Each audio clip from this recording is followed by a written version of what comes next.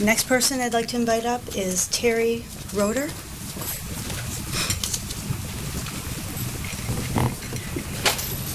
Good evening, Mrs. Roeder. Good evening.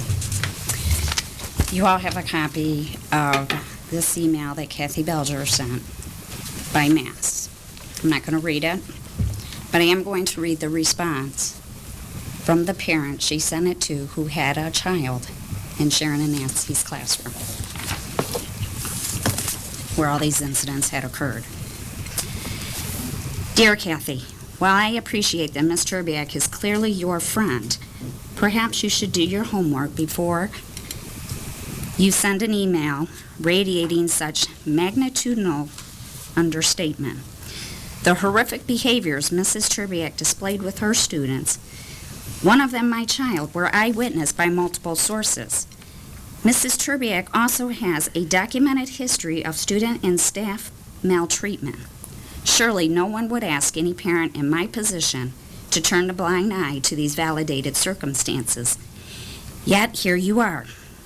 I ask you to consider the children whose growth has been stunted in their most formative years by Mrs. Terbiak's gross handling of them before you issue another statement as truncated in fact. The parents of the abused children are in contact with one another and are attending meetings. I can assure you that there are many of us who will not rest until across-the-board justice has been administered. Please eliminate me from your future propaganda. What I would like to know is, what is the consequences for a volunteer or an employee accessing personal emails regarding this matter with Webster?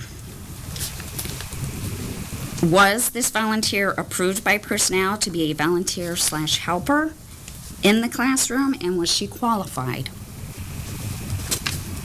And I also would like to know, was there a background check done on her before walking into these classrooms and engaging with our children without our consent or knowledge? And Randy, do you remember that question you asked me in our meeting on June 12th when you looked me point blank in the face? You asked me, you're just not going to let this go, are you? My response, absolutely not. Thank you. Thank you for your comments this evening.